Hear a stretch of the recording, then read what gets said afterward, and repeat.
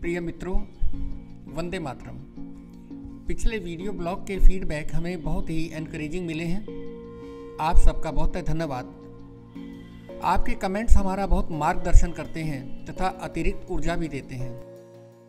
रात 9:21 पर भारत का शेर अभिनंदन वर्धमान अपने देश में वापस लौट आया।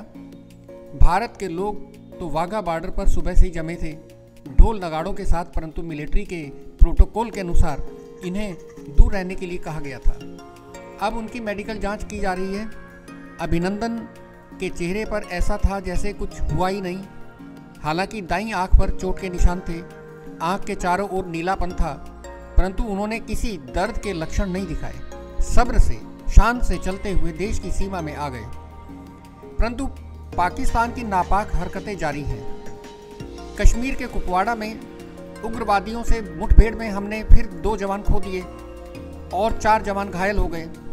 सिविलियंस भी 4-5 लोगों की जान जा चुकी है पिछले 5 दिनों में। इधर पुलवामा हमले के तार बिहार के बांका जिले से जुड़े पाए गए हैं। कश्मीर में श्रीनगर तथा अन्य स्थानों पर जमात इस्लामी पर बैन के पश्चात लगातार छापेमारी की जा रही है। इनके नेताओं के घरों तथा मदरसों को, दफ्तरों को सील कर दिया गया है। तो सब कुछ साफ है कि देश में वास्तविक दुश्मन तो देश में ही रह रहे हैं, देश का खा रहे हैं, देश की जड़ें कुतर रहे हैं। इन दिनों देश के गद्दार नेताओं के झुंड, टुकड़े टुकड़े गैंग, एक्टिविस्ट तथा कलम घिस्सू बुद्धि पिशाच सभी चुप हैं, क्योंकि पुलवामा कांड के पश्चात लोगों में इतना गुस्सा है कि भारत विरोधी बात सुनते ही 10-20 लोग इनकी ठुकाई कर देते हैं। शुक्र है यह जज्बा देर से ही सही, परंतु लोगों में देश प्रेम छलक आया। वास्तव में अति हो गई थी। अब तो यहाँ तक कि ओवैसी जैसे लोग भी भारत माता की जय बोलने लगे हैं। तुलसीदास जी ने ठीक ही कहा है, भय बिनु हुई ना प्रीति। The chief of Jaish Mohammed, Masood Azhar, is he present in Pakistan? He is in Pakistan. According to my information, he is very unwell. He is unwell to the extent that he cannot leave his house because he is really unwell. यह वह राक्षस है जिसने भारत के साथ साथ पाकिस्तान का भी सत्यानाश किया है। ओसामा बिन लादेन ने अफगान पर कब्जा जमाने के लिए मसूद का साथ लिया तथा मसूद ने अफगानिस्तानी तालिबान की कश्मीर में जिहाद फैलाने की मदद की। मसूद अजहर तथा उसके जैसे लश्कर के सरगना हाफिज सईद ने पाकिस्तान के युवाओं को आतंकी फैक्ट्रियों में झोंक दिया। पाकिस्तान की डेमोक्रेसी मिलिट्री की गोद में बैठती है और फौज का ही ऑर्डर वहां के राष्ट्रपति तथा प्रधानमंत्री के पेन तथा जुबान से निकलता है। पाकिस्तान सरकार ने अभिनंदन के द्वारा कन्फेशन करने का एक टेप जारी किया है। मेरा नाम विंग कमांडर अभिनंदन है, जो वहां के लोगों द्वारा वायरल किया गया है। इसमें 20 एडिटिंग कट्स हैं। इसमें अभिनंदन भारत के मीडिया तथा भारत सरकार की बुराई कर रहे हैं। कल अभिनंदन की रिहाई भी 11 घंटे लेट इसलिए हुई कि वे पूरी तरह से यह टेप बना लेना चाहते थे। मित्रों, मेरे पास भी यह टेप किसी ने भेजा है। मैंने उन्हें सलाह दी है कि वे इसे आगे फॉरवर्ड ना करें, क्योंकि पाकिस्तान यही चाहता है, वो उसे यहाँ भी वायरल करना चाहता है। यह कश्मीर तथा शेष भारत में यह दुष्प्रचार फैलाना चाहता है। मित्रों, पाकिस्तान से 3-4 दिन पहले से यही कहा जा रहा था कि मसूद अजहर सख्त बीमार है, चारपाई से उठ भी नहीं सकता, इसे बड़ी गंभीरता से लिया जाना चाहिए। इसके कई अर्थ हो सकते हैं। पाकिस्तान जैसा झूठा तथा ड्रामेबाज देश आप सर्च लाइट लेकर के भी नहीं खोज सकते। अमेरिका का बहुत दबाव है।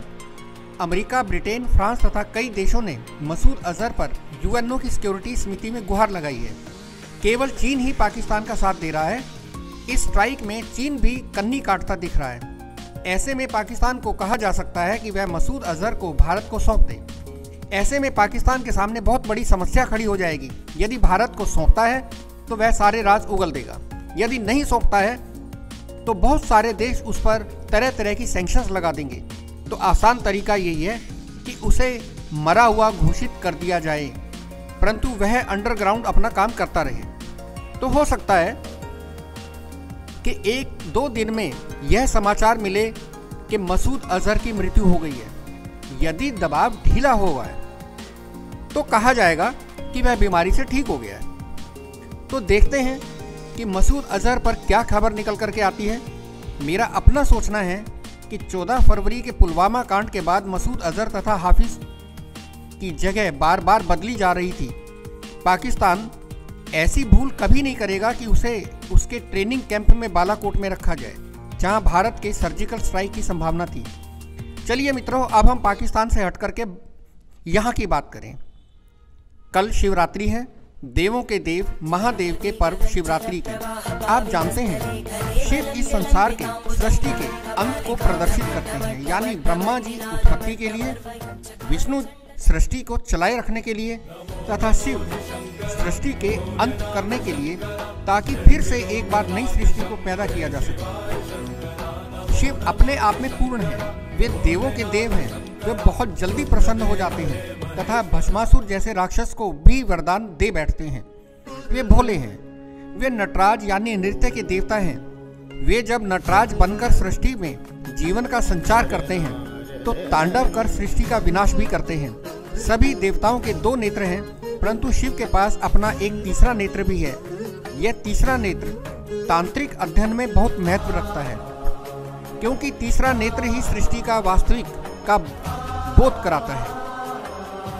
शिव वह कार्य करते हैं जो दूसरा कोई भी नहीं कर सकता, कोई दूसरा देवता नहीं कर सकता। समुद्र मंथन के पश्चात जब हलाहल विष निकला तो उसे शिव ने ही अपने कंठ में धारण किया।